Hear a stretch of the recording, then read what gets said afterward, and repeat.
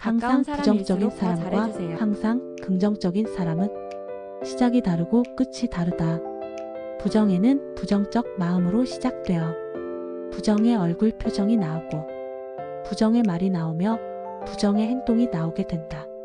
결과적으로 부정하는 삶은 부정적인 결과를 낳는다. 긍정에는 긍정하는 마음으로 시작되어 긍정의 얼굴 표정이 나오고 긍정의 말이 나오며 긍정의 행동이 나오게 된다. 결과적으로 긍정하는 삶은 긍정적인 결과를 낳는다. 성공하고 싶은가? 지긋지긋한 가난에서 벗어나 경제적 독립과 시간의 자유를 누리고 싶다면 절대 좋지 않은 감정 표현을 입 밖에 내지 않아야 하며 남을 헐뜯고 시기 질투하지 말며 해보지도 않고 안 된다는 식의 부정적 마인드를 쓰레기통에 버려라. 무엇이든 잘 될 것이라는 무한 긍정과 확신이 정답이다. 성공자는 무얼 해도 성공시킬 수 있다는 자신감과 확신이 있다.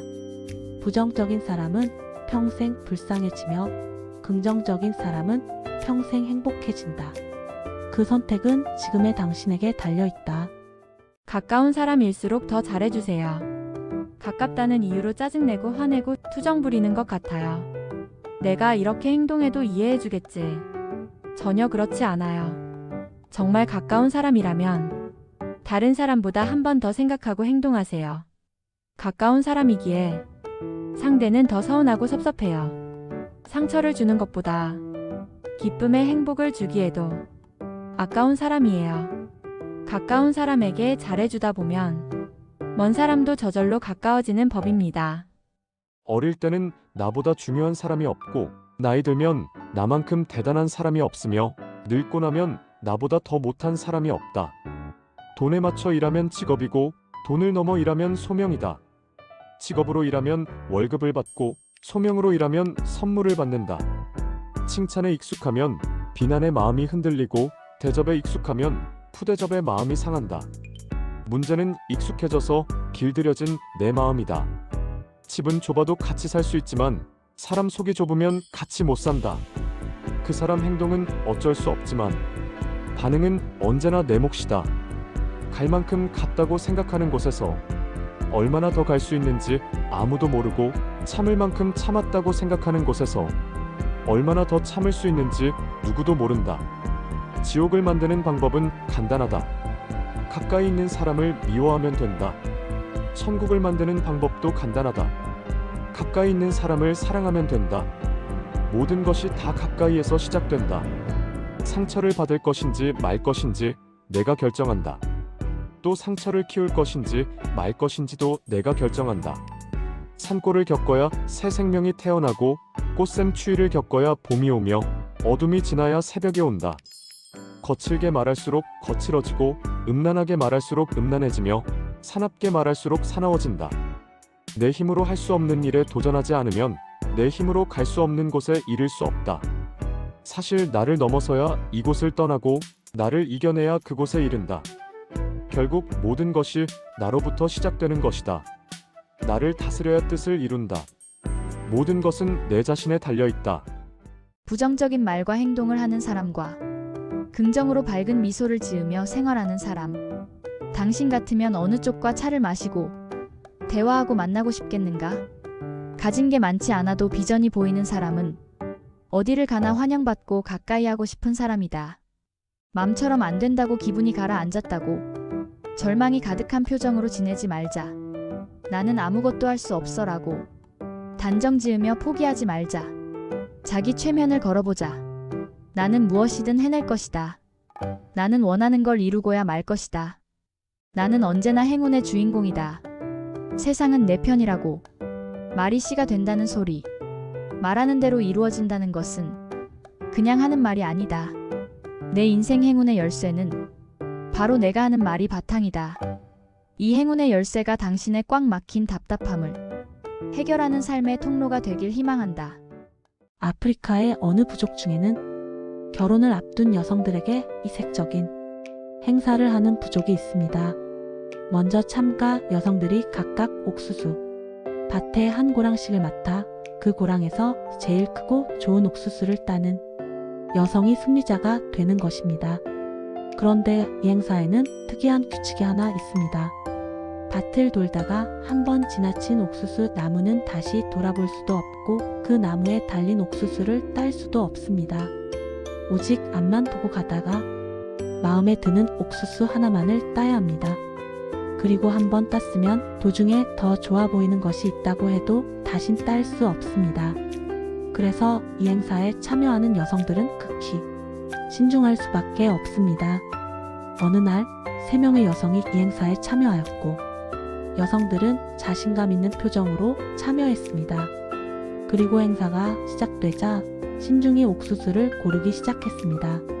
그런데 나중에 옥수수밭에서 나온 여성들은 풀이 잔뜩 죽은 모습이었습니다.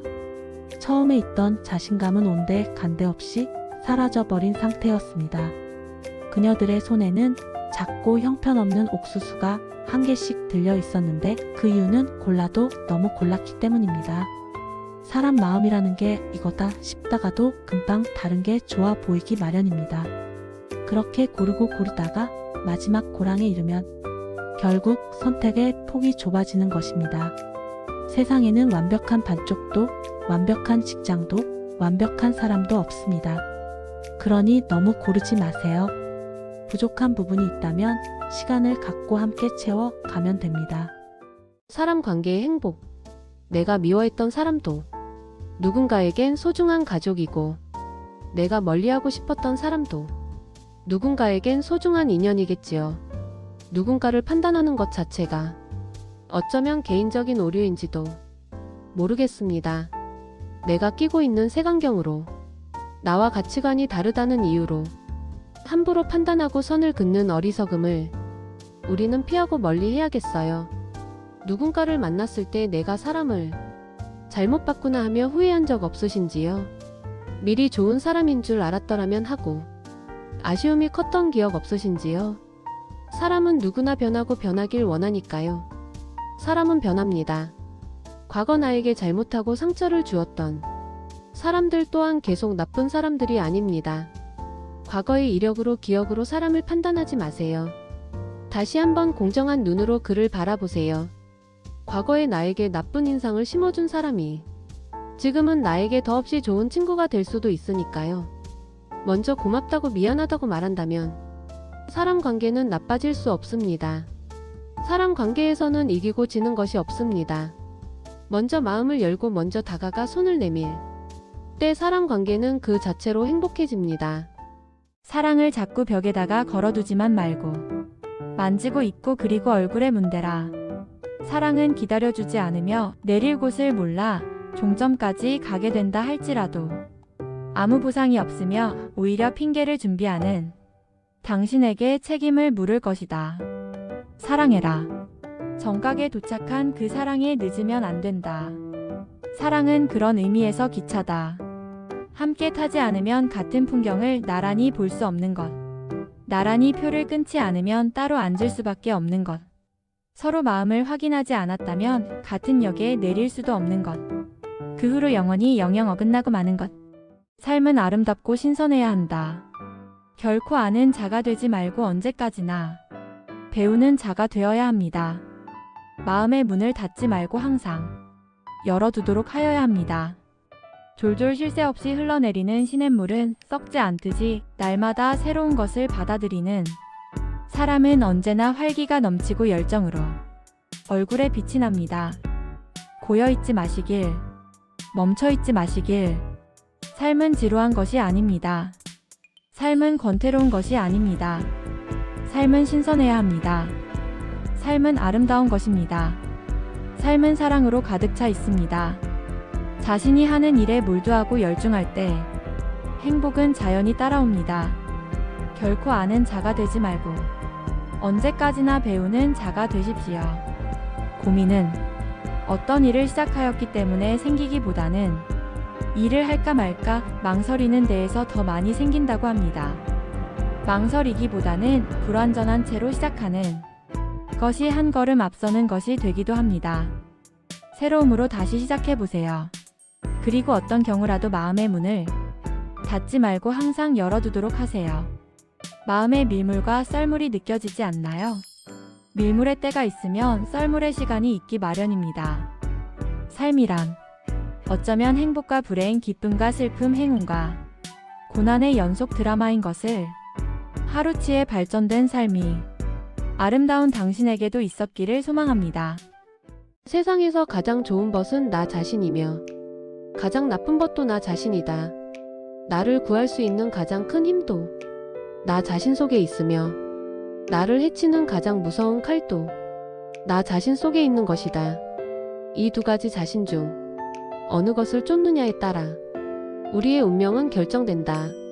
나 자신만의 인간 가치를 결정짓는 것은 내가 얼마나 높은 사회적 지위나 명예 또는 얼마나 많은 재산을 갖고 있는가가 아니라 나 자신의 영혼과 얼마나 일치되어 있는가이다.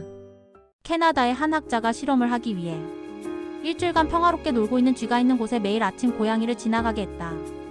그런 후 며칠 뒤에 쥐의 위장을 열어보니 위장에는 피멍이 들어있었고 심장은 거의 다 망가진 것을 알 수 있었다.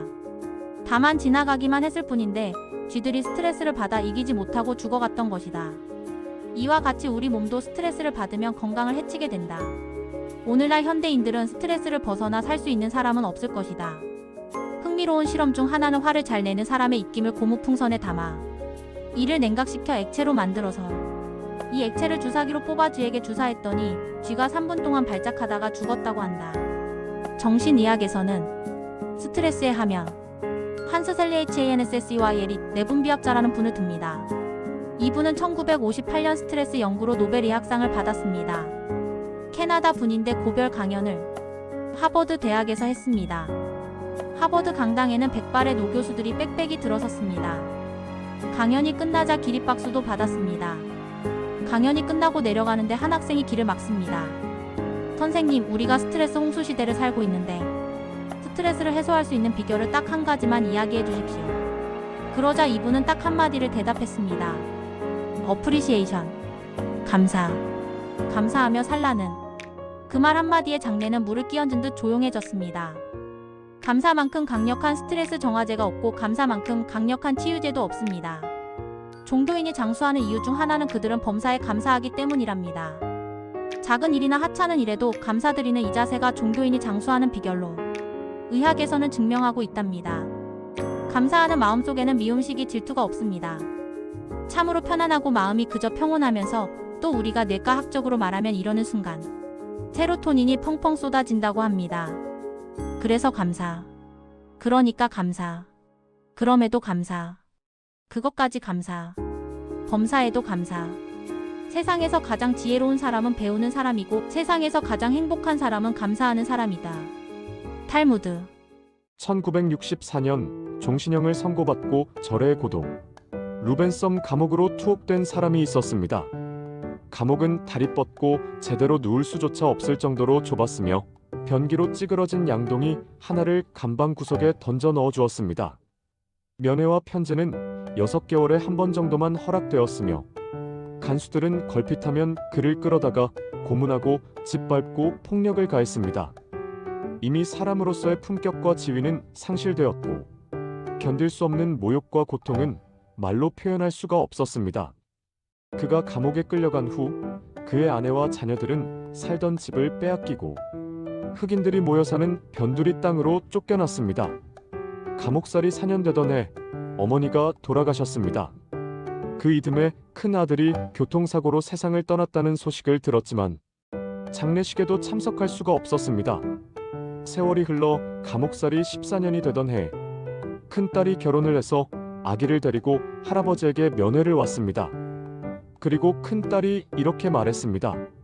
아버지, 아기의 이름을 지어주세요. 아버지는 말없이 뗏물이 찌들은 윗주머니에서 꼬깃꼬깃 구겨진 종이 조각 하나를 꺼내어 딸에게 건네주었습니다. 딸은 그 종이 조각에 쓰여진 글자를 보는 순간 눈물을 쏟기 시작했습니다. 글자는 이렇게 쓰여져 있었습니다. 아지위 HWI 희망. 그는 그 후로 온갖 치욕을 다 당하면서 13년간이나 옥살이를 더하고 나서야 마침내 풀려나게 되었습니다. 1964년부터 1990년까지 무려 27년간이나 감옥살이를 했는데 44세에 억울한 감옥살이를 시작해서 71세에 풀려난 것입니다. 그는 남아공 흑백 분리 정책을 철폐하고 남아공 최초의 흑인 대통령에 당선되었습니다. 대통령에 당선되어서 자기를 박해하고 고통과 치욕을 주었던 정적들을 다 용서하고 사랑하는 인간의 고고한 삶의 방식을 보여주었습니다. 그가 세상을 떠났을 때 세계 언론은 이를 가리켜 인간의 품격을 한 계단 올려놓은 사람이라고 존경을 드렸습니다. 그가 바로 넬슨 만델라입니다. 그 오랜 세월, 어떻게 절망의 세월을 견뎌낼 수 있었을까요? 그는 이렇게 대답하였습니다.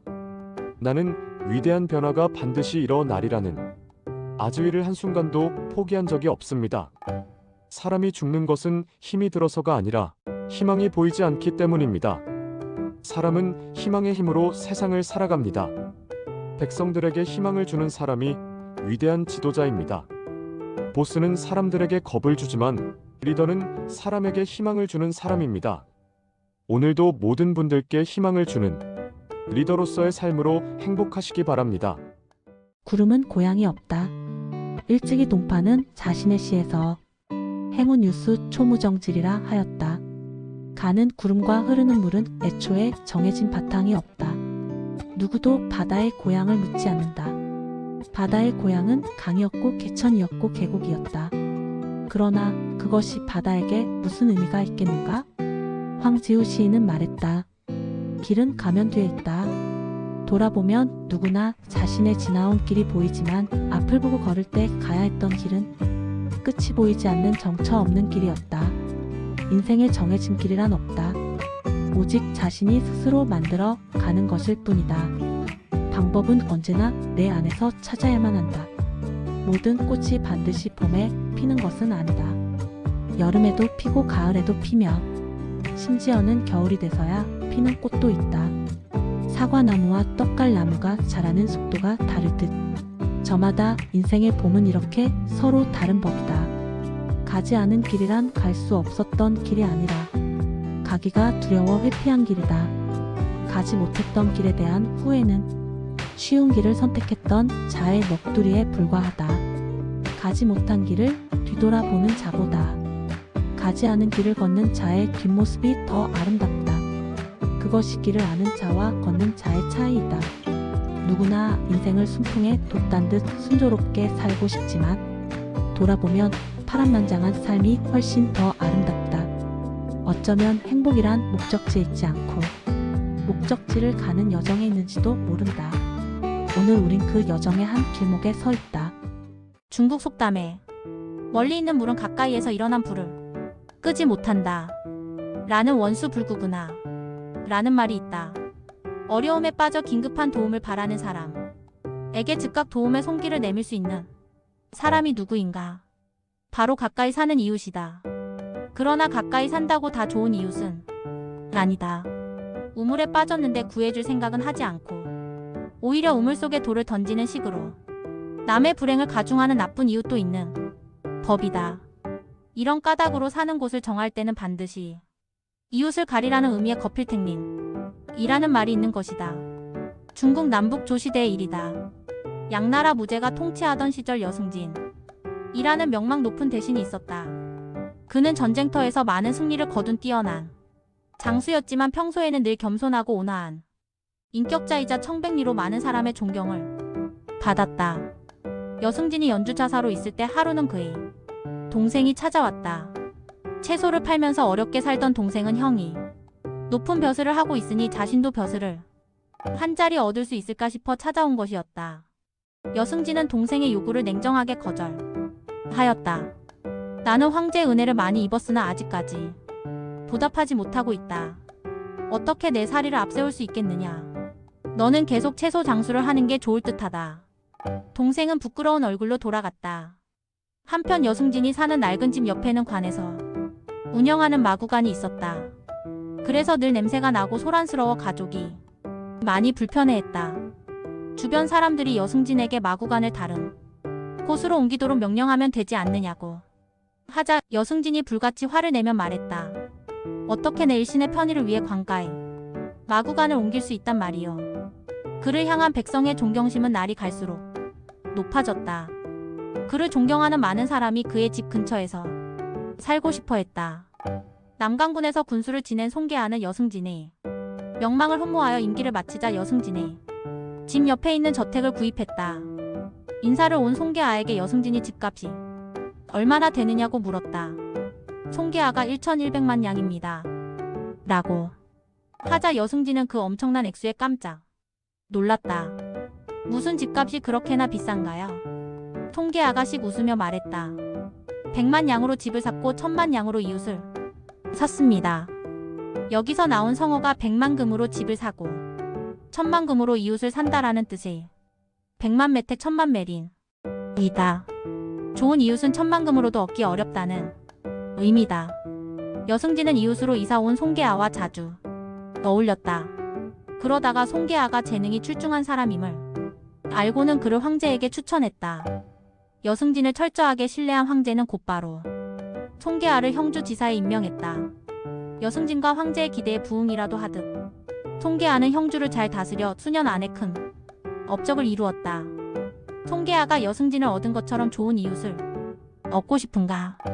고자는 논어에서 덕이 있는 사람은 외롭지 않느니 반드시 좋은 이웃이 생기기 마련이다. 덕불고 필유린라고 했다. 스스로 덕을 갖추면 내가 좋은 이웃을 찾아갈 필요도 없이 좋은 이웃이 찾아 온다는 말이다. 그런 좋은 이웃과 서로 왕래하며 삶을 나누는 것, 그것이 인생이 주는 커다란 행복임을 잊지 말아야 한다. 행운은 행복을 끌고 다니고 불운은 불행을 끌고 다닌다. 행운과 불운은 따로 있는 것이 아니라 동전의 앞뒷면처럼 함께 있는 것이다. 아침에 일어나면 오늘은 좋은 날 하고 큰 소리로 외쳐라. 좋은 아침이 좋은 하루를 만든다. 거울을 보며 활짝 웃어라. 거울 속의 사람도 나를 보고 웃는다. 마음밭에 사랑을 심어라. 그것이 자라나서 행운의 꽃이 핀다. 세상을 향해 축복하라. 세상도 나를 향해 축복해준다. 밝은 얼굴을 하라. 얼굴 밝은 사람에게 밝은 운이 따라온다. 힘들다고 고민하지 말라. 정상이 가까울수록 힘이 들게 마련이다. 끊임없이 자신을 갈고 닦아라. 그림자는 빛이 있기 때문에 생겨난다. 어둠을 타박 말고 몸을 돌려 태양을 보라. 사람을 존중하라. 끊임없이 베풀어라. 샘물은 퍼낼수록 맑아지게 마련이다. 안 될 이유가 있으면 될 이유도 있다. 가정을 위해 기도하라. 가정은 희망의 발원지요 행복의 중심지다. 장난으로도 남을 심판하지 말라. 내가 오히려 심판받는다. 어떤 일이 있어도 기 죽지 말라. 기가 살아야 운도 산다. 교만하지 말라. 애써 얻은 행운 한순간에 날아간다. 밝고 힘찬 노래를 불러라. 그것이 성공 행진곡이다. 오늘 일은 내일로 미루지 말라. 푸른 꿈을 잃지 말라. 푸른 꿈은 행운을 만드는 청사진이다. 말로 상처를 입히지 말라. 칼로 입은 상처는 회복되지만 말로 입은 상처는 평생 간다. 자신을 먼저 사랑하라. 내가 나를 사랑해야 남을 사랑할 수 있다. 어두운 생각이 어둠을 만든다. 마음을 활짝 열라. 대문을 열면 도둑이 들어오고 마음을 열면 행운이 들어온다. 집안 청소만 말고 마음도 매일 청소하라. 마음이 깨끗하면 어둠이 깃들지 못한다. 원망 대신 모든 일에 감사하라. 감사하면 감사할 일이 생겨난다. 욕을 먹어도 화내지 말라. 그가 한 욕은 그에게로 돌아간다. 잠을 잘 때 좋은 기억만 떠올려라. 밤사이에 행운으로 바뀌어진다. 고민은 어느 것 하나 똑같은 게 없습니다. 언뜻 비슷해 보여도 사람마다 각자 다릅니다. 알 수 없는 미래에 대한 막연한 불안감을 안고 걱정하는 사람도 많을 겁니다. 걱정거리의 종류와 정도는 사람마다 각자 다르니 그런 일로 고민하지 말라고 덮어놓고 말할 수는 없겠지요. 하지만 이런저런 불길한 상상을 할 시간적 여유가 있다면 언제 닥칠지 모르는 불행이 아니라 지금 당장 할 수 있는 즐거운 일을 상상해 보시면 어떨까요? 도서 고민하지 않는다 중에서 누구에게나 고민과 걱정이 있습니다. 고민을 처리하는 방식, 고민에 얽매이는 시간 정도만 다를 뿐이지 누구나 고민하고 또 고민하며 삽니다. 고민의 경중을 따지는 것은 어리석은 일입니다. 내 눈에는 하찮아 보이는 것이 어느 누군가에게는 당장 죽느냐 사느냐를 결정짓는 중대한 것일 수도 있습니다. 또 지금 나를 괴롭히는 이 큰 고민이 다른 사람에게는 정말 보잘것없어 보일 수도 있습니다. 내 안의 고민과 어떻게 맞설 것인가? 결론은 하나입니다. 집착하지 않고 욕심내지 않으며 지금 이 순간을 사는 것이 정답입니다. 나 혼자 버거 껴안을 수조차 없는 삶이라면 적당히 부대끼며 말없이 사는 거야. 그냥 그렇게 흘러가듯이 사는 게야 인생이 특별히 다르다고 생각하지 말자. 어제도 오늘도 내일도 모두가 똑같다면 어떻게 살겠어? 뭔지 모르게 조금은 다를 거라고 생각하면서 사는 게지. 단지 막연한 기대감을 가지고 사는 게 또 우리네 인생이지. 숨가쁘게 오르막길 오르다 보면 내리막길도 나오고 어제 죽을 듯이 힘들어 아팠다가도 오늘은 그런 대로 살만해. 어제의 일은 잊어버리며 사는 게 우리네 인생이 아니겠어. 더불어 사는 게 인생이지 나 혼자 동떨어져 살 수만은 없는 거잖아. 누군가 나의 위로가 필요하다면 마음으로 그의 어깨가 되어줄 수도 있는 거잖아. 그래 그렇게 사는 거야. 누군가의 위로를 받고 싶어지면 마음속에 가두어둔 말 거짓 없이 친구에게 말하면서 함께 살아가는 거야. 그래 그렇게 살아가는 거야. 이 글은 한빛은행 우리은행 김종옥 부행장이 아들에게 들려주는 충고를 사내 게시판에 게시를 하여 2만여 직원들에게 큰 감명을 주었던 내용이라 합니다. 하나 아들아, 약속 시간에 늦는 사람하고는 동업하지 말거라. 시간 약속을 지키지 않는 사람은 모든 약속을 지키지 않는다. 둘 아들아, 식당에 가서 맛있는 식사를 하거든 주방장에게 간단한 메모로 칭찬을 전해라. 주방장은 자기 직업을 행복해할 것이고 너는 항상 좋은 음식을 먹게 될 것이다. 셋 아들아, 노래하고 춤추는 것을 부끄러워하지 말거라. 친구가 너를 어려워하지 않을 것이며 아내가 즐거워할 것이다.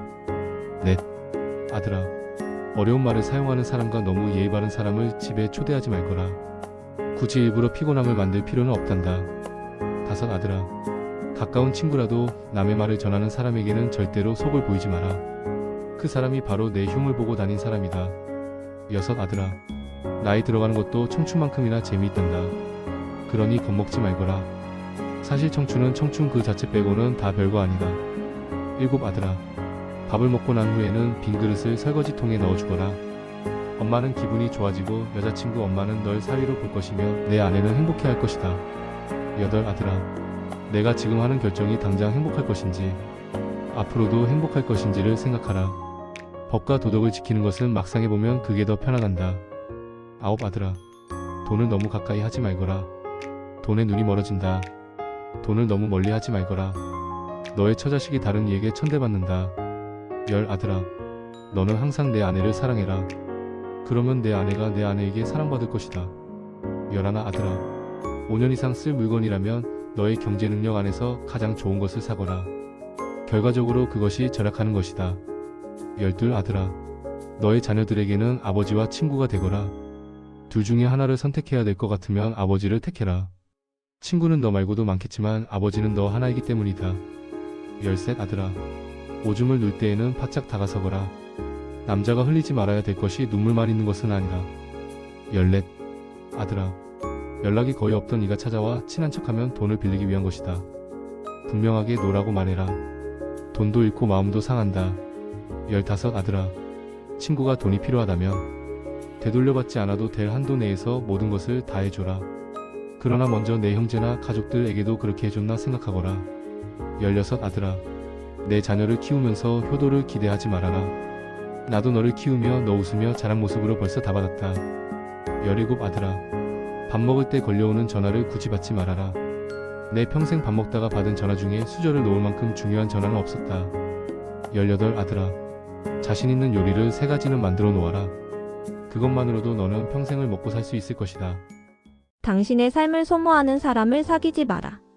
파리를 따라다니면 화장실로 가게 되고 꿀벌을 따라다니면 꽃을 만나게 되고 거지를 따라다니면 국어를 하게 된다.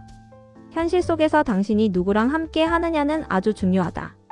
누구랑 함께 하느냐에 따라 당신의 성장 궤도가 변경되고 당신의 성패를 결정하게 된다.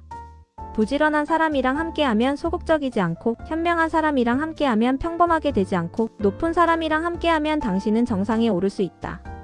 적극적인 사람은 태양과도 같아 어디에서든 밝게 빛난다. 소극적인 사람은 달과 같아 월초와 보름이 다르다. 태도가 모든 것을 결정한다. 어떤 태도가 있으면 그에 상응한 미래가 있게 된다. 성격이 운명을 결정한다. 어떤 성격인가에 따라 그에 상응한 인생을 살게 된다. 인생에서 가장 행운은 학교에서 좋은 선생님을 만나고 직장에서 좋은 스승을 만나며 결혼 시 좋은 동반자를 만나는 것이다. 당신이 누구인가는 중요하지 않다. 중요한 것은 누구랑 함께 하느냐이다. 절대로 당신을 소모하는 사람이랑 함께 하지 마라. 당신한테 긍정적인 에너지를 줄 수 있는 사람을 사랑하고 긍정적인 에너지를 줄 수 있는 사업 파트너를 만나라. 모든 사람의 삶은 다 똑같다. 자세히 들여다보면 작은 조각들로 이루어져 있고 멀리 보면 시간이라는 긴 강물 속에서 행복을 찾는 것이다. 절대 열정이 없고 호기심도 없는 사람이랑 함께 살거나 사업을 하지 마라. 인생은 선택의 과정이다. 인생에서 가장 중요한 것은 선택이다. 어떤 사람이랑 함께 일하고 어떤 사람이랑 친구하고 어떤 사람이랑 결혼하고 어떤 사람을 따라 배우는가 하는 것이 관건이다. 19세기 중국 청나라에서 태평천국의 난이 벌어졌을 때 일어난 이야기라고 합니다. 황제는 반란군을 토벌하기 위해 군대를 보냈지만 하루가 다르게 증가하는 반란군의 세력에 황제가 보낸 토벌군은 계속 싸웠지만 계속 지고 말았습니다. 연전연패라는 글이 포함된 보고서가 올라올 때마다 황제는 토벌군의 장수에게 큰 벌을 내렸습니다. 그리고 유능한 관료인 증국번이 토벌군 장수로 임명되었지만 갈수록 강해지는 반란군을 물리치지 못했습니다. 그런데 그는 황제에게 보내는 보고서에 연전연패가 아니라 연패연전이라고 순서를 바꿔보고 했습니다. 즉 자신은 비록 계속 패배하고 있지만 패배로 끝난 것이 아니라 지금도 계속 싸우고 있다는 뜻이었습니다. 이에 황제는 증국번에게 벌을 내리기보다 오히려 증원군을 보냈습니다. 모든 일에는 순서가 있습니다. 그리고 그 순서를 어떻게 하느냐에 따라 성공이 되기도 하고 실패가 되기도 합니다. TV 예능 프로그램에 출연해 가난했던 시절 대학 등록금과 관련된 일화로 많은 이들에게 감동을 준 이가 있습니다. 바로 영화배우이자 탤런트인 김기두 씨입니다. 그는 집안 형편이 어려워 모아둔 등록금을 가족들 생활비로 사용하면서 대학교 입학을 포기해야 했었습니다. 등록금 납부 기한 당일이 되어도 어머니가 돈을 마련하지 못했으니 집으로 돌아오라는 말을 전해 들었습니다. 하지만 그는 대학에 안 가도 성공할 수 있다며 애써 웃으며 어머니를 안심시켰습니다. 그런데 얼마 지나지 않아 어머니께 돈이 마련됐다는 연락이 왔습니다. 알고 보니 등록금을 마련하지 못해 우시는 어머니의 사연을 들은 동료 공장 직원들이 십시일반 돈을 모아 등록금을 마련해준 것이었습니다. 어머니는 등록금을 들고 학교를 향했지만 이미 등록금 마감 시간이 임박한 상황이었습니다. 그는 자신의 사정을 대학에 이야기했고 원무과 직원들은 퇴근을 미루고 복도 불이 다 꺼지고 바깥이 어두워질 때까지 그의 어머니를 함께 기다렸습니다. 그리고 한참 후에 다 꺼진 복도 끝에서 어머니가 그에게 외쳤습니다. 기두야. 그는 하염없이 눈물을 흘리시며 오시는 어머니에게 말했습니다. 어머니, 등록금은 맨 마지막에 냈지만 졸업은 1등으로 하겠습니다. 그리고 그는 당당하게 1등으로 졸업해서 어머니와의 약속을 지켰다고 합니다. 어머니의 주름은 나에 대한 깊은 근심과 같고 영원한 사랑의 증거와 같습니다. 나로 애써진 마음으로 자식들에게 넉넉하게 해주지 못한 것들에 늘 미안해하고 자식들에게 받은 그 모든 것을 고마워하시는 게 우리들의 어머니이십니다. 더 늦기 전에 후회하기 전에 전해보세요. 어머니 고맙습니다. 그리고 사랑합니다. 옛날 박상길이라는 상놈이 푸주간을 열었는데 박상길을 아는 양반 두 사람이 시장에 들렀다가 이 푸주간으로 들어왔다. 첫 번째 양반 한 사람이 주문했다. 야 상길아, 고기 한 근만 다오. 예, 여기 있습니다. 박상길은 양반이 주문한 고기 한 근을 베어 내놓았다. 두 번째 양반도 고기를 주문하려는데 박상길의 나이가 꽤 든 것 같은지라 말을 좀 다듬었다. 박서방, 나도 고기 한 근 주시게. 예, 알겠습니다. 이렇게 대답한 박상길은 처음보다 훨씬 많은 양의 고기를 썰어 두 번째 양반 앞에 내놓는 것이었다. 먼저보다 2배는 좋게 되어 보였다. 그러자 첫 번째 양반이 역정을 내며 말했다. 아니 이놈아. 같은 고기 한 근을 주문했는데 어째서 이렇게 차이가 크게 난단 말이냐. 얘 그거야 앞에 고기는 상길이가 잘랐고 뒤에 고기는 박서방이 잘라서 그렇답니다. 박상길이 이렇게 천연덕스럽게 말하니 앞에 양반은 아무 대꾸도 하지 못했다. 상길이와 박서방은 이렇게 다른 사람이다. 아니 말 한마디에 따라 서비스의 질이 이렇게 다른 것이다. 사람을 신분이나 나이는 물론 계급이나 생김새로 구분해서 대하면 안 된다는 것이다. 또한 입은 옷이나 소유나 재산이나 타고 온 자동차나 외양으로 대우해선 안 된다. 말 한마디에 상길이와 박서방이 되는 것처럼 인간의 감정이란 의외로 단순한 면이 있다. 인생이 실패하는 이유 중에서 80%가 인간관계의 실패 때문이라는 얘기도 알고 보면 사람과 대화 중의 실패가 그만큼 많다는 얘기인지도 모를 일이다. 부주의한 말 한마디가 싸움의 불씨가 되고 잔인한 말 한마디가 삶을 파괴합니다.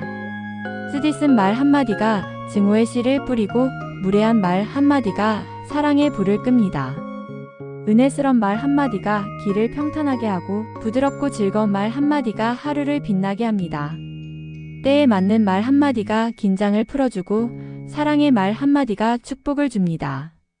역사 이래 총이나 칼에 맞아 죽은 사람보다 혀끝에 맞아 죽은 사람의 숫자가 더 많다고 합니다. 곰은 쓸개 때문에 죽고 사람은 혀 때문에 죽는다. 진정으로 강한 사람은 자신이 좋아하는 것을 억제할 수 있는 사람이다. 끝나기 전까지는 끝난 게 아니다. 보통 아흔을 바라보는 나이가 되면 살아온 인생을 돌아보고 정리해야 하는 나이로 생각할지 모릅니다. 하지만 작가이자 번역가인 김옥 작가는 90세월 살아온 시간을 여전히 글로 남기며 현역으로 활동하고 계십니다. 김옥 작가는 소설가를 꿈꾸던 청년 시절 문학상에 응모했지만 심사 중간 6.25 전쟁으로 북한 의용군에 강제로 끌려가 한순간 모든 꿈이 무너졌습니다. 의용군에서 탈출한 후 생업을 위해 기자 생활을 했습니다. 하지만 평생 모은 재산은 보증으로 날려버리고 노숙자나 다름없는 신세가 되어 결국 남의 집 묘지를 돌보는 묘막살이를 해야 했습니다. 이미 그의 나이 70이었습니다. 하지만 김옥 작가는 글을 쓸 수 있다라는 확신으로 출판사의 문을 두드렸습니다. 작가 사후 50년이 지나 저작권이 소멸했지만 아직 국내에 출판되지 않은 주옥같은 작품들의 번역에 매달렸습니다. 고령이지만 누구보다 열심히 현역으로 살면서 200여 권이 넘는 책을 번역한 문장의 달인입니다. 그리고 작년 김옥 작가는 자신의 이름으로 문이 닫히면 어딘가 창문은 열린다 에세이를 출간하기도 했습니다. 인생이란 소설의 작가이자 주인공은 바로 나 자신입니다. 소설처럼 인생도 마침표가 찍히기 전까진 그 누구도 끝을 알 수 없습니다. 지금 나이 때문에 하고 싶은 일을 포기한 적 있으신가요? 친구와 함께 점심을 먹으려고 생선구이를 잘하는 식당에 갔다. 친구가 생선구이를 먹던 중 가시가 목에 걸려 고통스러워하길래 양손을 위로 들어보라고 제안했다. 목에 걸렸던 생선 가시는 거짓말하듯 친구의 목에서 빠져나왔다. 맛있는 젤리나 찹쌀떡을 먹을 때 그 한 조각이 목구멍에 걸려 숨을 쉴 수 없을 정도로 다급해졌다. 손가락을 목에 넣어 뱉어보려고 했지만 아무 소용이 없다. 이럴 때도 양손을 머리 위로 번쩍 치켜들어 올리면 목에 걸린 젤리나 찹쌀떡 한 조각은 놀랍게도 목에서 쑥 빠져나온다. 왼발에 쥐가 나면 오른손을 번쩍 들고 오른발에 쥐가 나면 왼손을 번쩍 들어라. 한 번에 쥐가 안 풀리면 여러 번 반복하면 풀린다. 응급 상황 시 자신의 손을 머리 위로 번쩍 올리는 행위는 내 생명을 살리는 최선의 수단이다. 순간적으로 사람을 죽음으로 이르게 하는 심근경색에 더 유용하다. 비슷한 협심증에도 머리 위로 손을 들어 올리는 행위는 간단하기에 기억해두고 응급 시기를 대비하여 복습해두는 것도 바람직한 일이다. 길을 걷다가 또는 운전을 하다가 갑자기 숨을 쉴 수 없을 정도로 가슴이 조여오고 아파올 때 이러다 죽는 것 아닌가 생각이 들 때 빨리 두 손을 머리 위로 높이 들어보라. 순간적으로 풋하고 숨을 내어 쉴 수가 있게 된다. 그런 다음에 후속 조치가 필요하므로 병원을 찾거나 119에 신고하여 119구급대원이 왔을 때는 이미 정상적으로 말을 할 수가 있게 되고 안심하고 후속 조치를 취하면 된다. 초간단한 생활 상식이지만 꼭 기억하고 숙지해 두었다가 응급 상황 속에서 자신도 살리고 이웃도 살리는 부작용도 전혀 없는 효과 만점인 방법이오니 유용하게 사용해 보시기 바랍니다. 법정수님이 어느 날 버스를 타려고 막 뛰었대요. 하지만 안타깝게도 아주 간발의 차이로 버스를 놓치고 말았대요. 순간 머릿속에서 이런 자책이 들더래요. 에이, 조금만 더 빨리 나올걸. 이렇게 말하고 나니 마음이 점점 더 불편해지더래요. 그때 법정수님은 자신의 생각을 바라보면서 생각의 물꼬를 바꿨대요. 내가 탈 버스는 다음 버스인데 내가 조금 빨리 나왔구나. 이렇게 생각하니 마음이 한없이 편해지더라는 거예요. 그렇습니다. 우리가 세상을 살면서 변함없는 사고의 고착성 때문에 자신을 스스로 비하하고 안 되는 쪽으로만 생각하지는 않았는지요. 긍정적인 사고는 좋은 결과를 가져오지요. 바로 법정수님의 생각, 이것이 바로 발상의 전환이겠지요. 생각 하나 바꿨는데 마음은 불편과 편안을 오고 갑니다. 우리가 살아가며 일상으로 부딪히는 문제에 고민해서 순간순간의 발상의 전환으로 느끼는 결과는 행복과 불행으로 전혀 판이하게 달라지게 되지요. 세상에서 성공한 사람들의 밀도가 가장 높은 곳은 비행기의 1등석이다. 그러한 퍼스트 클래스 승객들만의 행동과 습관을 지켜본 한 스튜디어스가 책을 펴냈다. 그 책의 내용을 요약하면 다음과 같다. 1. 1등석 사람들은 펜을 빌리지 않는다. 항상 메모하는 습관이 있고 모두 자신만의 필기구를 지니고 다녔다. 메모는 최강의 성공 도구이다. 기록하는 행위는 상대에게 신뢰를 주고 아이디어를 동결 건조시켜 보존해준다. 2. 1등석 사람들은 정기와 역사책을 읽는다. 유독 1등석에서는 신문을 가져달라는 요청이 드물다. 그들은 지독한 활자의 중독자들이나 베스트셀러가 아닌 잘 알려지지 않은 투박하고 묵직한 책을 읽는다. 3. 1등석 사람들은 자세가 다르다. 퍼스트 클래스의 승객은 일단 자세가 바르다. 그리고 시선의 각도가 높은 것이 특징이다. 자세가 좋은 사람은 범접지 못할 당당한 분위기를 풍긴다. 행동거지가 당당한 사람은 정면을 바라보기 때문에 시선의 각도도 자연히 높아진다. 4. 1등석 사람들은 대화를 이어주는 톱니다 바퀴 기술의 전문가다. 퍼스트 클래스의 승객은 정말 흥미진진하게 다른 사람의 이야기를 듣는다. 그래서 어떻게 됐지요? 그럼 어떻게 하는 게 좋을까요? 하면서 상대방의 말을 이끌어낸다. 1등석 사람들은 승무원에게 고자세를 취하지 않는다. 바쁜 중에 미안하지만과 같이 항상 완충어구를 덧붙이며 말을 건다. 6. 1등석 사람들은 주변 환경을 내 편으로 만든다. 퍼스트 클래스의 동승한 자신과 같은 처지에 있는 다른 승객에게 인사하는 것은 매우 효율적인 인맥 형성 방법이다. 7. 그들은 아내를 극진히 모신다. 그 이유는 높은 지위에 올라도 개의치 않고 솔직한 생각과 감정을 표현하는 존재가 아내이기 때문이다. 퍼스트 클래스는 비행기 좌석의 3%이고 부유층 구성비도 3%이다. 성공한 사람과 같은 행동을 하면 누구나 언젠가는 그들처럼 성공할 수 있다. 아무리 힘들어도 오늘은 갑니다. 아무리 힘들어도 또 내일은 옵니다. 너무 힘들게 살지 마십시오. 밤이 지나면 새벽이 오듯 모든 것은 변해갑니다. 오늘도 지구촌 어느 곳에는 지진이 일어나고 재난으로 많은 사람이 죽었답니다. 단 하루도 예측하지 못하는 것이 우리들의 삶입니다. 너무 힘들게 살지 마십시오. 너무 근심하지 마십시오. 늘 슬픈 날도 없습니다. 늘 기쁜 날도 없습니다. 하늘도 흐리다가 맑고 맑다가도 바람이 붑니다. 때로는 길이 보이다가도 없고 없다가도 다시 열리는 것이 인생입니다. 당장은 어렵다고 너무 절망하지 마십시오. 지나고 나면 고통스럽고 힘든 날들이 더 아름답게 보입니다. 한 번쯤 주위를 돌아보십시오. 나와 다른 사람들이 어떻게 살고 있는가를 겉만 보지 말고 그들을 나처럼 바라보십시오. 행복한 조건인데도 불구하고 불행한 사람들과 불행한 조건인데도 행복한 사람들이 많습니다. 어떤 사람들이 행복한지 무엇 때문에 행복한지 바라보십시오. 아무리 힘들어도 그대가 살아만 있다면 그것은 희망입니다. 그대가 살아만 있다면 그것은 꿈입니다.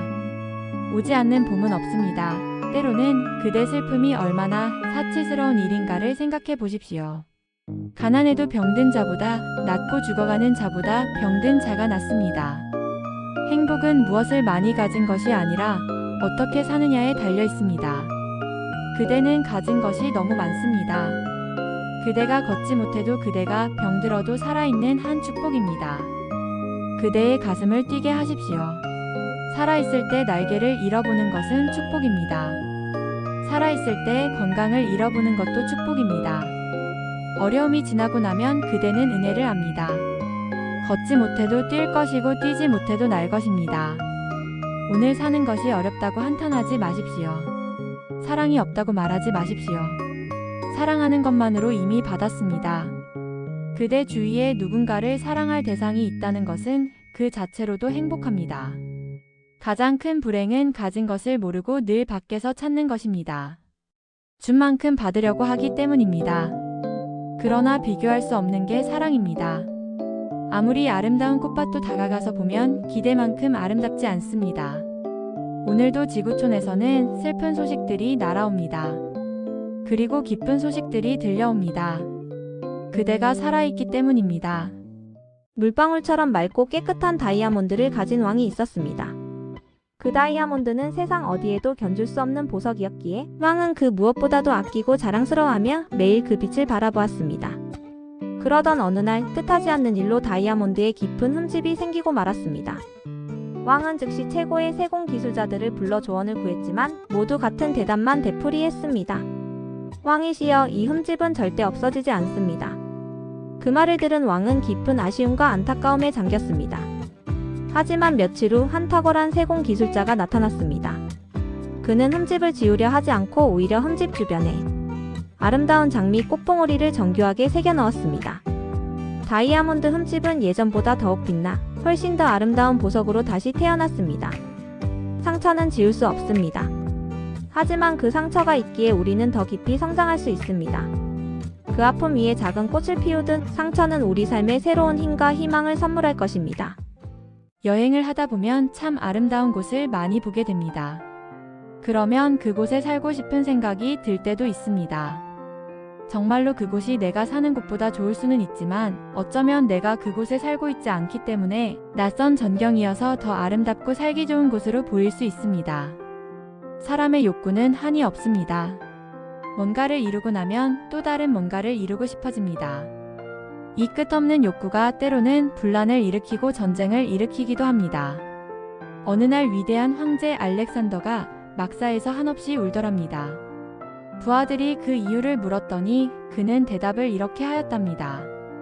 이제 정복할 땅이 없어서 우는 것이다. 매일 물을 마셔도 목은 마릅니다. 그런 것처럼 우리의 삶도 욕구와 욕구의 연속인가 봅니다. 욕구가 욕구로 이어지면 우리는 행복한 날이 없습니다. 내가 얼마나 많이 가지고 있느냐가 중요한 것이 아니라 내가 어느 곳에 살고 있느냐가 중요한 것이 아니라 똑같은 상황이라도 내가 어떻게 보느냐가 중요합니다. 똑같은 것을 보아도 달리 볼 수 있다면 내가 가진 것은 새로운 것이 되고 내가 사는 곳도 새롭게 다가옵니다. 마르센 프루트는 진정한 발견은 새로운 땅을 발견하는 것이 아니라 새로운 눈으로 바라보는 데 있다라고 말을 했습니다. 한 세상 살아가면서 늘 뭔가에 대한 욕구로 욕구 불만으로 살 것이 아니라 평생을 내 안에서 새로운 것을 발견할 수 있도록 나를 향한 새로운 시각과 세상을 전과 달리 볼 수 있는 새로운 발견의 눈을 가지고 세상을 보았으면 합니다. 중년 되면 시래기를 먹어야 하는 이유. 시래기, 우유보다 3배 이상 높은 칼슘량 중년 여성의 뼈 건강에 도움. 비타민과 무기질도 풍부 식초 들기름과 궁합 조화. 자세히 보아야 예쁘다 너도 그렇다. 나태주 시인의 풀꽃 중 유명한 한 구절이다. 채소인 시래기도 그렇다. 시래기라는 이름의 발음이나 모양새가 그리 아름답지 않지만 자세히 보아야 그 진가를 알 수 있다. 시래기 뭉치는 못생긴 사람을 가리키기도 하며 쓰레기와 비슷한 어감 탓에 물을 쓰고 남은 쓰레기가 시래기로 변형됐다는 이야기도 있다. 하지만 이는 근거 없는 속설에 불과하며 시래기를 조금만 자세히 들여다보면 영양소가 우수하다는 것을 알 수 있다. 특히 시래기는 중년층의 골다공증 예방 식품으로도 손꼽힌다. 채소임에도 불구하고 우유보다 칼슘 함량이 높기 때문이다. 시래기는 무청을 말린 것으로 무청은 칼슘이 다량 들어있는 식품이다. 지난해 한국교원대학교 김영남 교수 연구진은 멸치나 우유 외에 무청과 깻잎을 칼슘의 근본식품으로 추천하면서 무청의 칼슘 영양 밀도 지수 INQ는 30 이상으로 이는 멸치와 비슷한 수준이라고 밝혔다. 한국영양학회가 우유와 시래기의 칼슘을 비교한 결과에서도 시래기 100g당 칼슘 함량은 335mg로 우유 105보다 약 3배 이상 높게 나타났다. 더욱이 시래기는 칼슘의 체내 흡수를 돕는 비타민 D도 풍부하다. 칼슘은 중년 여성에게 필수 영양소이다. 나이가 들수록 근골 경량이 점진적으로 감소되므로 중년은 골밀도가 취약해진다. 골다공증 예방을 위해서는 평소 식단에서 시래기처럼 칼슘 근본 식품을 자주 섭취하도록 신경 써야 한다. 시래기는 고칼슘인 동시에 고식이섬유 식품이기도 하다. 시래기 100g당 식이섬유는 4.3g 들어있다. 이는 포만감을 주면서 배변 활동을 도와 체중 관리나 혈중 콜레스테롤 수치 개선에 도움을 준다. 이외에 비타민C나 철분 등 각종 비타민과 무기질이 풍부하게 들어있다. 최근에는 이러한 시래기의 영양소가 주목받으며 웰빙 식재료로 언급되고 있다. 다양한 활용이 가능하기 때문에 시래기 된장국, 시래기 나물, 시래기밥, 시래기 만두, 시래기 떡 등으로 사용할 수 있다. 특히 시래기초 무침의 경우 식초가 칼슘의 체내 흡수율을 높여주므로 효과적으로 칼슘을 섭취할 수 있는 음식이다. 또한 시래기를 오메가3 지방산이 풍부한 들기름과 함께 먹는 것도 좋다. 들기름이 시래기의 식감을 살려주며 영양소도 보충해준다. 어느 빈집 담장에 누군가의 이름으로 도배되기 시작했습니다. 마을 사람들이 지워도 다음날 또 어김없이 적혀 있습니다. 그러던 어느 날 낙서를 하는 사람을 잡았는데 놀랍게도 어린 남자아이였습니다. 예의 바른 평범한 어린아이였습니다. 나이 지긋한 할아버지가 아이에게 물었습니다. 벽에 함부로 낙서하면 안 되는데 왜 이런 행동을 한 거니? 아이는 할아버지의 물음에 울먹이며 아무 말이 없었습니다. 한참을 울먹이던 아이는 벽에 한 낙서가 엄마의 이름이라고 했습니다. 할아버지는 궁금한 마음에 왜 엄마 이름으로 낙서했는지 다시 물었습니다. 저는 건넌 마을에 사는데 우리 엄마가 많이 아파서요. 낙서를 하면 안 되는지 알지만 혹시나 많은 사람들이 엄마 이름을 보고 불러주면 엄마 병이 금방 낫지 않을까 해서요. 할아버지 잘못했어요. 순간 주변에 있던 마을 사람들은 시간이 멈춘 듯 정적이 흘렀습니다. 간절히 소망하면 이루어질 수 있다고 믿는 순수했던 어린 시절이 있었습니다. 세상도 그런 순수한 마음을 가진 사람들이 함께 만들어갔으면 좋겠습니다. 작은 민들레 홀씨가 퍼져서 민들레 밭을 이루듯 어제보다 오늘이, 오늘보다 내일이 더 행복하고 따뜻해질 수 있기를 간절히 소망합니다. 어느 늦은 밤 한 남자가 문이 닫힌 상점으로 몰래 들어왔습니다. 상점 안으로 들어온 남자는 망설임 없이 고가의 물품이 진열된 곳으로 향했습니다. 남자는 매장에 진열된 물건을 살피며 가격표를 확인하기 시작했습니다. 누구라도 늦은 밤 어두운 차림으로 상점으로 들어온 남자를 값비싼 물건을 훔치러 온 도둑으로 생각했을 것입니다. 하지만 남자는 수많은 물건 중에 값비싼 물건의 가격표만 떼어내 저렴한 물건의 가격표와 값비싼 물건의 가격표를 바꾸어 놓았습니다. 가격표를 바꾸어 놓은 남자는 회심의 미소를 지으며 유유히 상점 문을 나섰습니다. 다음날 여느 때와 다름없이 상점 안은 물건을 사기 위한 사람들로 분주했습니다. 모두가 분주한 동안 그 누구도 물건의 가격표가 뒤바뀐 사실을 발견하지 못했습니다. 그렇게 시간이 흘러 물건의 가격이 뒤바뀌었다는 사실을 알게 되었고 상점 직원들은 손님들의 항의에 뒷수습하느라고 아수라장이 되었습니다. 현대사회를 살아가는 많은 이들이 자신의 삶이 불행하다고 느끼는 이유는 어쩌면 잘못된 인생 가격표 때문은 아닐까요? 좋은 대학, 화려한 인맥, 외적 호감도를 향한 가치관은 점점 높아지는 반면 가족, 친구, 우정, 사랑에 대한 가치관은 점점 낮아져 갑니다. 높아진 가치관은 값비싼 가격으로 낮아진 가치관은 저렴한 가격으로 점점 변해갑니다. 인생은 잘못된 가격표가 붙여진 상품일지도 모르겠습니다. 원래대로 인생 가격표가 정해질 때 비로소 행복은 시작된다는 것을 잊지 말아야겠습니다. 우리들은 이 세상을 살아가면서 여러 부류의 사람들을 만나기도 하고 헤어지게 됩니다. 처음에는 서로 호감을 느꼈는데 자꾸 만나 교류하다 보면 왠지 부담스러운 사람이 있습니다.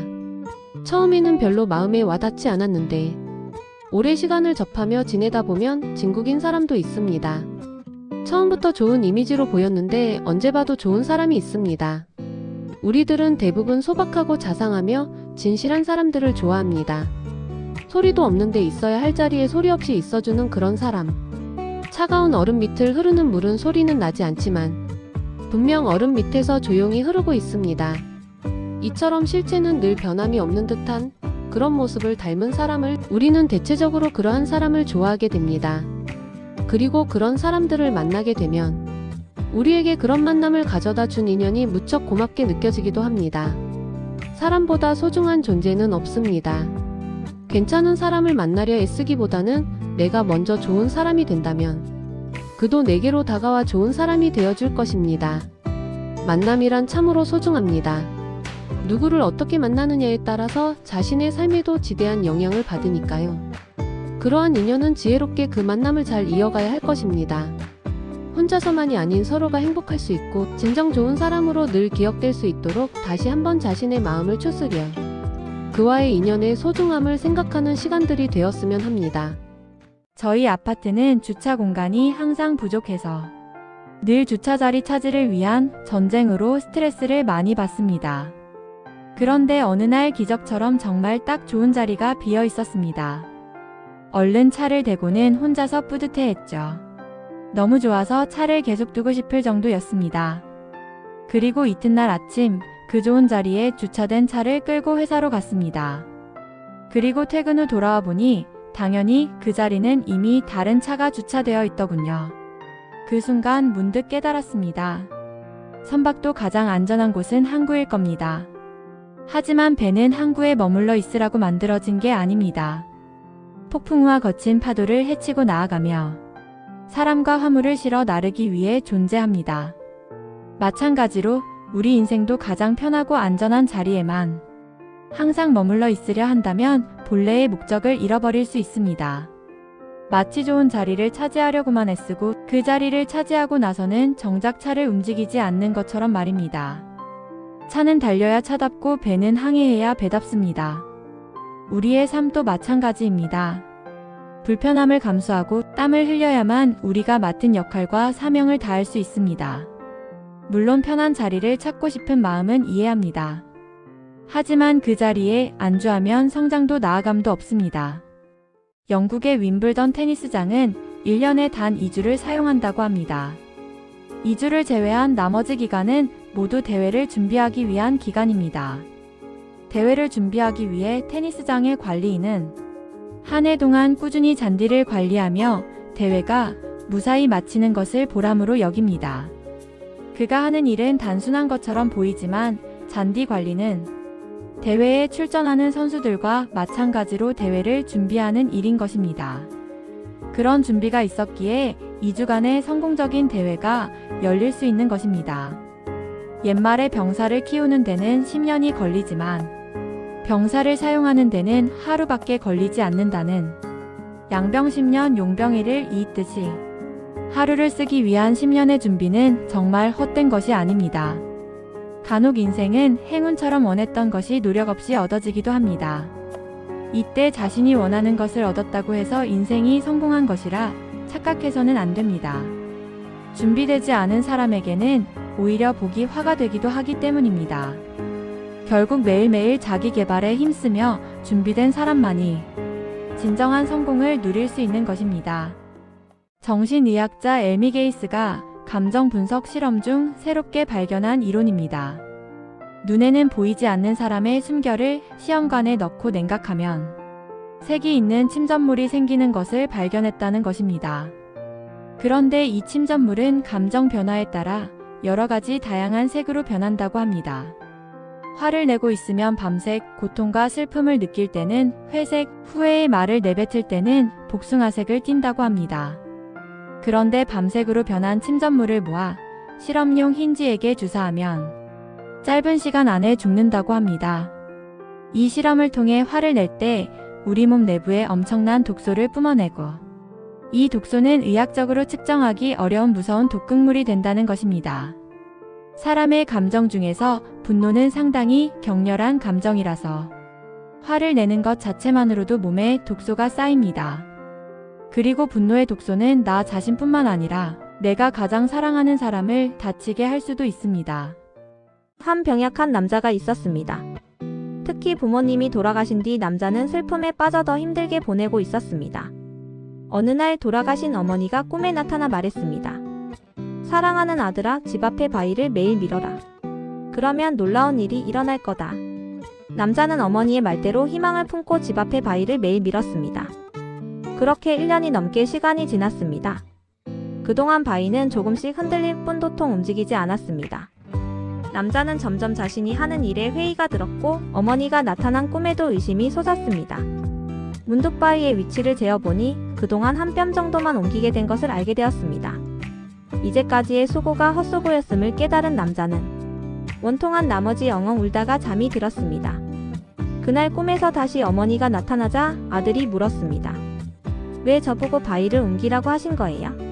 어머님의 말씀대로 지난 1년 동안 희망을 품고 바위를 밀었는데 바위가 전혀 옮겨지지 않았다고요. 왜 그렇게 슬퍼하느냐? 아들아, 나는 너에게 바위를 옮기라고 하지 않았다. 그냥 바위를 열심히 밀라고 했을 뿐이야. 이제 거울로 가서 너 자신을 보렴. 잠에서 깬 남자는 거울 앞으로 달려갔습니다. 그는 자신의 변화된 모습에 깜짝 놀랐습니다. 거울에 비친 남자는 병약했던 과거의 모습은 전혀 찾아볼 수가 없었습니다. 여러분 앞에 지금 어떤 바위가 존재하나요? 조금도 움직여지지 않을 것 같은 바위가 있는 건 아닌가요? 그 바위 때문에 때론 좌절하고 때론 깊은 절망에 빠지기도 하지만 그 바위를 밀어내려는 끊임없는 노력이 여러분 자신을 강하게 만들고 있다는 것도 잊지 마세요.